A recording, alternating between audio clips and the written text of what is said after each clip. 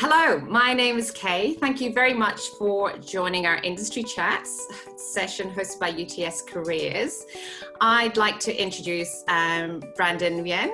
Brandon is a UTS alum. You graduated from UTS in 2017 with a Bachelor of Business, majoring in marketing and information technology.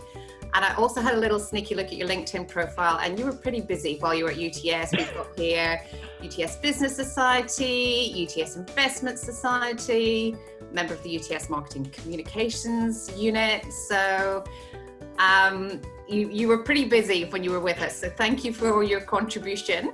But Brandon, you're currently working as a campus recruitment and operations associate at PwC. So just very welcome to you today, Brandon. And let's chat how best to prepare for your job search. So, we know that students are often uncertain how to land their first internship or graduate opportunity.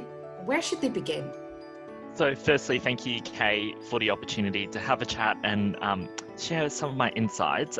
In terms of, trying to find your first internship or even graduate opportunity, it can come in so many ways. Like for me, I remember hearing about my first opportunity through a friend, and sometimes they may have gone to, let's say, career fairs, or maybe they heard from social media or maybe online posts from different organizations.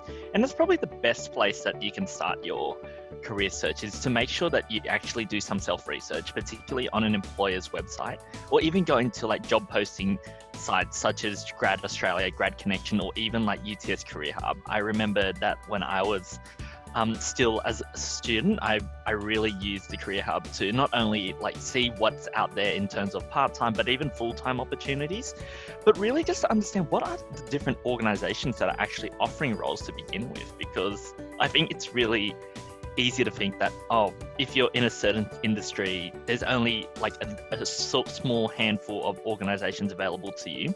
But if you do a bit of research, you'll tend to find there's things like tech startups, financial startups, as two examples that you can actually get involved with, especially whilst you're a student. I think that's some really great insights for our students who maybe think that it's just hard to get that first break, and that maybe they just have to be a little bit more creative in where they start that process. And we're often encouraging our students to network. How can they network digitally? So in terms of networking digitally, I think there's probably like three main places that I would go to find those kind of opportunities for you. So given that people would be in university, my first port of call to go and network digitally is going to your university societies. So if you're studying, for example, a business degree, if you network with like the business societies within that spectrum. Alternatively, if you're studying something like engineering, IT, communications, make sure you actually partner with those societies and see what's available for them, because you tend to find that these societies have a really heavy focus on not only showcasing their employment opportunities with industry partners, but at the same time, they even give you that opportunity to network with those industry mentors. So in the form of, let's say, a resume writing class, a digital interview class, and just opportunities like that not only help you to upskill your own personal set of skills, but at the same time, really understanding what is that organization about? Is it something that you actually see yourself being a part of going forward? So that's the first area. My second area is to make sure to follow the specific organizations that you're actually really interested in being a part of, because not only do they have their own maybe in-person or virtual career events, but at the same time, they may have like Q&A sessions that you may be able to ask your question and really understand from their current employees what is their environment like, but at the same time making sure that they're able to see if this is the right thing for you going forward after you've graduated your degree in particular. And the third place that I'd say to network digitally is to look online at some job seeker tools that such as like on Grad Connection, Grad Australia, and even on LinkedIn. You'd be surprised that depending on the people you follow, you tend to find like these opportunities are so regular, they're always happening. So it's really about keeping in touch with those little things and making sure that you be proactive with creating your network, but also maintaining it. Yeah, and we do like to share as many of these opportunities on Career Hub from organizations. We're always very grateful for those assets, whether it be a podcast or an interesting resource that you've developed. It's really good assets that are available, as you say, on company websites or even on Career Hub. You touched a little bit there on LinkedIn. How important do you feel that it is for a student to have a presence on LinkedIn and a LinkedIn profile? Personally, from a recruiter's point of view, it is absolutely essential, because not only is it a tool that a lot of recruiters use when looking for candidates like yourselves who may be applying for internships or graduate programs, but at the same time, it's really there to ultimately showcase your best self. I remember that even on my first orientation week at UTS, they were telling us, oh, it's really important to get a LinkedIn. And at first I didn't really believe it. I thought, oh, it's just like, if I've got all that information on a resume, why do I need another profile that shows the same information? You'd be surprised, because a lot of organizations not only do they do their research in terms of, is this prospective applicant someone who we want, but at the same time, it really allows you to network with others. So let's say if you know someone who happens to work in another organization and they know someone who hears about an opportunity opening in that little team that they have, you'd be surprised at how LinkedIn uses those kind of connections and is a platform for you to connect with people who may potentially be your future employer. So as a grad recruiter, when you're looking at a LinkedIn profile, what are some of the key features that you might be scanning to see that students have on there?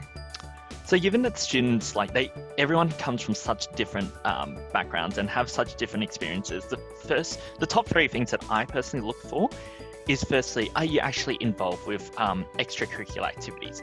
That's not just limited to, let's say, society work, but it may be in the form of, let's say, volunteering or hobbies. Are you part of some interest groups? So are you an enthusiast online? Are you someone who has their own blog, has their own Instagram profile to showcase your startup business?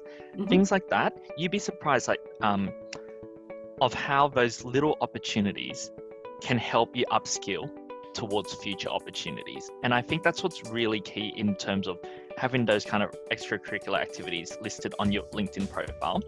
The second thing I would definitely say is that if you do have any actual experience, whether it be corporate, in fast food, or even in volunteering, make sure to also list that. Do not be afraid of showcasing who you are.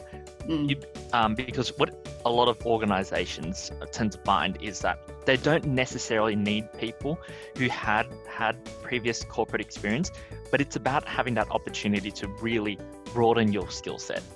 Are you upskilling on your soft skills? Are you able to work collaboratively within the team? Are you able to problem solve? Those are the most important skills that really helps you stand out from other people who may be applying for the same role that you are.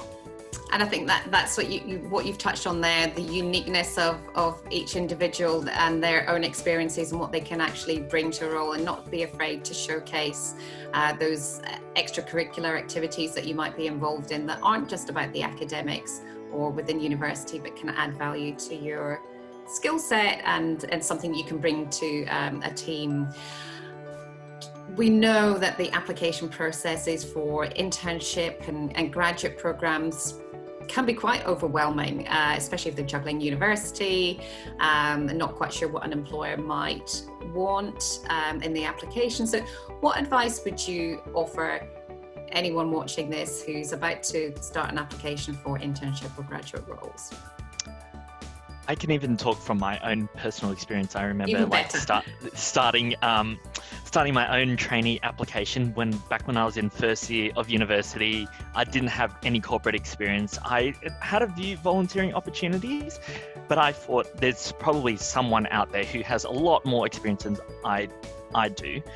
I think the best piece of advice that I want to give to students out there is, firstly, never doubt yourself, because you'd be surprised on how the little things that you do. So I think a great example is someone was working at a fast food restaurant. They probably think, how is that relating to a corporate job, or let's say another internship? In fact, what employers see in those opportunities is that you're someone who can work well under pressure. You're someone who actually is able to memorize and follow procedures and guidelines. And the third thing, how can you work collaboratively and effectively in a team whilst minimizing mistakes? It's just those kind of little things where you think it might not be such a big deal, but it actually can provide you so many opportunities and skills going forward. So my first piece of advice is to never doubt yourself and make sure, be proud of who you are. And the final piece of advice is to make sure that when you are applying for any opportunity, whether it's if it's for a graduate role or an internship, one thing to consider is to make sure, are you actually taking into consideration, what does this organization stand for? What is something that they're proud of, and what do they do within the team that you're applying for?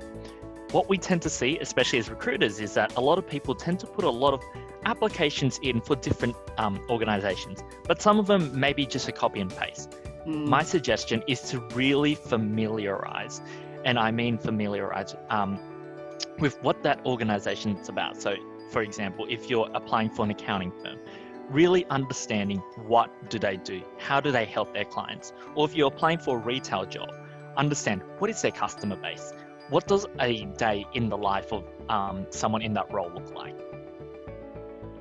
Really, really great advice. And I think just not doubting yourself, I think that's the main thing to take away, isn't it? Is to really be confident in your abilities. 100%. So students are often busy, but sometimes there is downtime between semesters, or maybe they've got a lighter workload. What can students focus on during any downtime to upskill? What do you think is important? I think that given that a lot of organizations use such different varied methods of tech. So for example, a lot of organizations are really putting a big focus now on data analysis, data analytics tools. And regardless of whether you're working in corporate or even a startup, that's something that's really important to help move their business forward. So I think one of the best things that I tell prospective applicants is to self-teach themselves, whether it's on resources such as Khan Academy, Udemy, or even just going online and looking for free or paid resources, really understanding what tools are available, how can I actually practice these skills, and actually can I download the tools? Can I actually try it out with a sample data set? That's what's really going to help you not only stand out amongst the crowd, but at the same time, it helps you really apply the skills that you learn at university and see how it is in practice. And probably the second thing that I'd say for people to focus on is to really focusing on their holistic self. And what I mean by that is in terms of how you communicate with others. Whilst it's really good for someone to be absolutely technical, really understand and know the nuts and bolts of what they're doing, if they're not able to communicate it in a meaningful and impactful way, it doesn't actually have any meaning to the person that you're interacting with, whether it's a customer, a client, or maybe let's say your own team. Making sure that you actually break down the step-by-step thinking that you've had applied to the work that you do, but also understand why is it such a big deal. So I think a great example of that, Kay, is if someone asks you, okay, I'm in a pizza shop and I'm looking to attract new customers. A lot of people would just stop and say, implement a customer loyalty program. But I think how to go above and beyond with your communication is really explain. What I recommend is implementing a customer loyalty program. And the reason why it's important is not only does it give you the opportunity to track and really monitor the key sales and also the top and bottom performers in your store, but at the same time, you can actually further engage with the people, your prospective customers, and say, this is working, this is what is a winner, this is how we're going to use it to market to new customers, let's make sure we use this and use it to create buzz. So just really showcasing the end-to-end process and its impact is something that's really important. And I encourage everyone to learn about that, whether it's through career sessions virtually or in person. And I guess as well, those group assignments, which often students find challenging, are often a really great indication of what it is like to work with others and share those different mindsets, but able to communicate your point within those projects. And I think also as well, when you mentioned the data analytics, I think people often don't realize how much of roles now do involve looking at spreadsheets and being able to analyze and understand data to apply that to their role. So those are some really great points that you make. Can you share with me something that students commonly mistake in regards to your industry?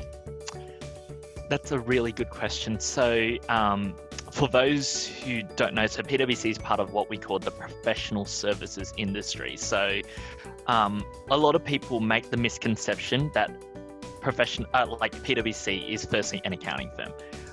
That actually is not true, because we focus on a lot more than just accounting. We focus on not only consulting, we can also focus on, let's say, niche areas such as property advisory, property economics, and really just helping to advise with like business resilience. Those are just three of the new areas that we do have, and it's really coming into effect and really at the forefront of what we do as a firm.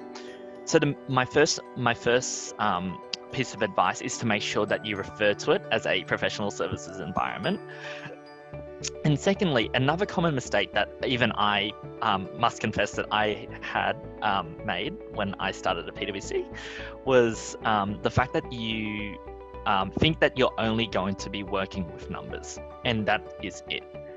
What a lot of people don't actually realize is that there's so much emphasis on having a profound and positive interaction with your client, because you'll tend to find that depending on the client that you're having, so let's say if you're working one day with a financial services organization, the next day you might be working with a manufacturing partner. You want to make sure that not only are you able to get the right information, but you have to also adapt your message and the way that you communicate to suit them. Because what's really important is that if you don't customize and show that kind of empathy and care to the work that you're doing, that actually is reciprocated when you're actually trying to obtain information from your client contact. So make sure that you're able to think about what is the best way that I can meaningfully communicate my message, but at the same time, how can I also build a genuine rapport with those I'm working with? So that's probably the second biggest thing that I'd say is a common mistake about people thinking that it's just behind the desk, you're just working with a calculator. That's definitely not true at all. Well, thank you for busting that myth. What final piece of advice would you give to someone wanting to start a career at PwC? So my final piece of advice to anyone starting at PwC is to firstly be open to opportunities, because you'll never know where one piece of work, or let's say a task that you may be doing, can actually open up future opportunities. I can say from my personal experience, I was working with a senior consultant one day, and I was just working to help make sure that we're able to present the financial statements to the client and making sure that all of the balances reconcile. Based on the positive work that I did and making sure that it was really treated with a lot of attention to detail and a lot of care, that actually opened up new opportunities to not only experience new clients, but also new areas that I didn't ever think was possible in my role. So I think it's really about making sure that you're able to put all of your effort and make sure that you actually really take the time to understand, what are we doing? Why are we doing it? What kind of impact does it have down the line? And when you have that holistic understanding, when you're doing things, as opposed to just saying, it's just another task, I need to do it by 4 p.m., that's not only going to help you with your development going forward, but at the same time, it really helps you to get an appreciation of what we actually do and how does it actually make such a big difference for those that we work with.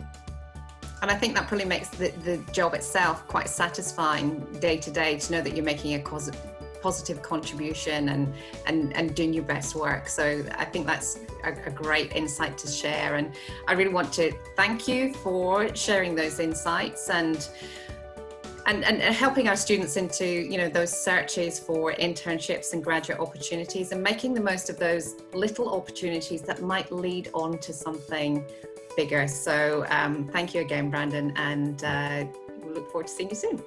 Thank you so much for having me, Kay.